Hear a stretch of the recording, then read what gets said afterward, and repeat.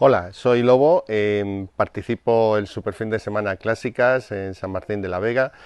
Esta es mi moto con la que voy a participar, una Yamaha YZ 125 refrigerada por agua.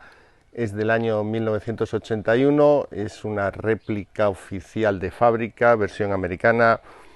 Bueno, es una joyita para mí, espero pasármelo bien, sobre todo divertirme con viejas glorias que nos vamos a encontrar y me conformo con acabar las dos mangas y que todo salga bien y divertirme. Entonces nos vemos en San Martín de la Vega.